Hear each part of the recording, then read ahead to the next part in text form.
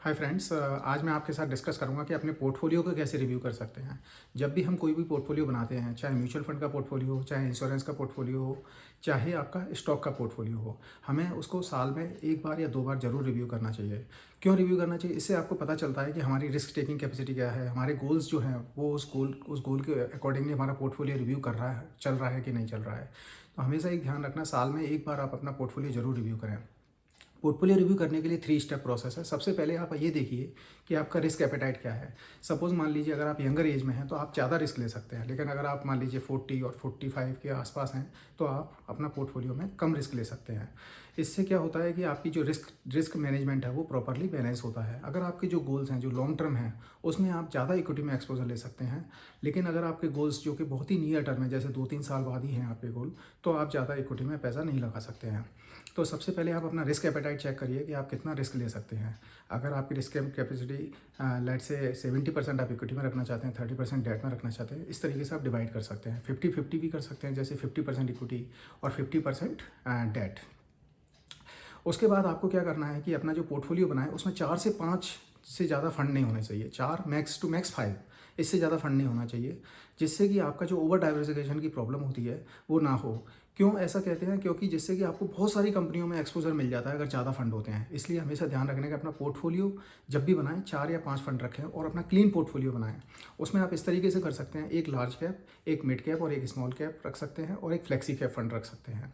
इससे आपका पोर्टफोलियो भी बैलेंस रहेगा। और जो आपका इमरजेंसी फंड है उसे आप लिक्विड फंड में रख सकते हैं। लिक्विड फंड में जो आपके रिटर्न्स रहते हैं वो नॉर्मली 4 से 5% के रिटर्न मिल जाते हैं, और आपको कभी भी पैसे की ज़रूरत हो तो आप उसे निकाल सकते हैं। इक्विटी में आप वही पैसा लगाएं जो कि आपने गोल के अकॉर्डिंगली पैसा लगाया है और म्यूचुअल फंड में लगाया है। इसके बाद हम क्या करेंगे, उसको साल में एक बार रिव्यू करेंगे कि हमने जो फंड लिए हैं वो प्रॉपर्ली परफॉर्म कर रहे हैं कि नहीं कर रहे हैं। हर फंड का अपना एक बेंचमार्क होता है। जैसे लार्ज कैप फंड का लार्ज कैप का बेंचमार्क है, मिड कैप का मिड कैप बेंचमार्क है, और स्मॉल कैप का स्मॉल कैप बेंचमार्क है। तो हमेशा ये ध्यान रखें कि जब भी आप पोर्टफोलियो बनाएं और अपने बेंचमार्क के अकॉर्डिंगली वो परफॉर्म कर रहा है फंड या नहीं कर रहा है।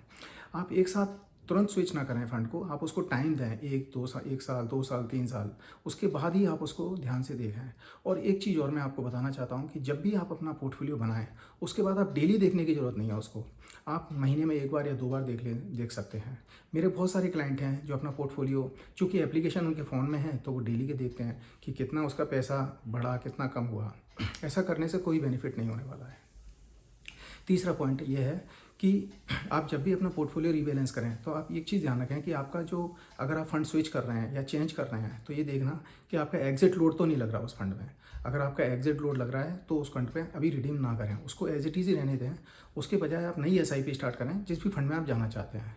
इससे क्या होगा, आपका एग्जिट लोड भी बचेगा, और दूसरी चीज़ आपके जो पोर्टफोलियो है उसमें आपको स्टेबिलिटी भी मिलेगी। तो जैसे ही आपका एग्जिट लोड का पीरियड कंप्लीट हो जाए या लॉकिंग पीरियड कंप्लीट हो जाए तो आप उसमें पैसा रिडीम करके दूसरे फंड में लगा सकते हैं या स्विच कर सकते हैं। इस तरीके से 3 स्टेप प्रोसेस के थ्रू हम अपने पोर्टफोलियो को साल में एक बार या 6 महीने में एक बार आप रिव्यू करके अपना पोर्टफोलियो रीबैलेंस कर सकते हैं according to your risk apatite.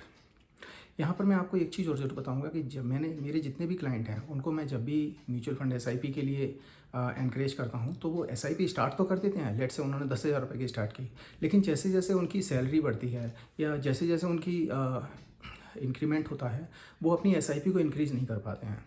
ऐसा इसलिए होता है क्योंकि वो सोचते हैं कि इतना ही सफिशिएंट है, और चूंकि हमारी जैसे जैसे इनकम बढ़ती है हमारे खर्चे भी बढ़ जाते हैं।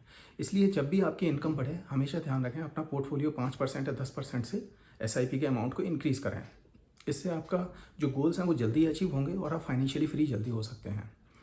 एंड ये सारे स्टेप करने के बाद आप फिर अपने फाइनेंशियल एडवाइज़र से, ये सारे स्टेप आप फाइनेंशियल एडवाइज़र के थ्रू भी कर सकते हैं और सेल्फ भी कर सकते हैं, बट आई वुड रिकमेंड कि आप फाइनेंशियल एडवाइज़र के थ्रू करें, क्योंकि उससे क्या होता है वो एक मेंटरशिप देते हैं और आपको एक प्रोफेशनल सर्विस मिलती है। आपको अपने आप जब आप करते हैं तो डेफिनेटली उसमें आपके लॉस होने के भी चांसेस होते हैं। जैसे कि आपने देखा होगा, जब भी हम दवाई लेने जाते हैं या डॉक्टर के पास जाते हैं तो हम प्रोफेशनल डॉक्टर के पास जाते हैं जिसके पास MBBS और MD डिग्री हो, ना कि किसी मेडिकल वाले से पूछते हैं कि भाई इसके लिए कौन सी दवाई लेना चाहिए। ठीक इसी तरीके से आप टैक्स भरने के लिए CA के पास जाते हैं तो वो आपके टैक्स रिटर्न फाइल करता है। इसी तरीके से एक फाइनेंशियल एडवाइज़र के थ्रू अगर आप इन्वेस्टमेंट पोर्टफोलियो रिव्यू करते हैं तो उसमें आपकी सक्सेस होने के चांसेस ज़्यादा होते हैं। हालांकि वो थोड़ा सा चार्ज करेगा, बट वो आप चार्ज वर्थ है, क्योंकि वो आपके पोर्टफोलियो को इस तरीके से रिव्यू करेगा जिससे कि आपके जो गोल्स हैं वो अचीव हो सकें।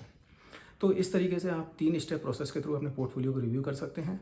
अगर आपकी कोई भी क्वेरी है म्यूचुअल फंड से रिलेटेड, इंश्योरेंस से रिलेटेड, पर्सनल फाइनेंस से रिलेटेड, तो आप मेरे को कांटेक्ट कर सकते हैं। मैंने एक लिंक डिस्क्रिप्शन में प्रोवाइड कर दी है। और अगर आपको मेरा कंटेंट अच्छा लगा तो इस चैनल को लाइक करें, सब्सक्राइब करें और लोगों के साथ शेयर करें। Thank you very much.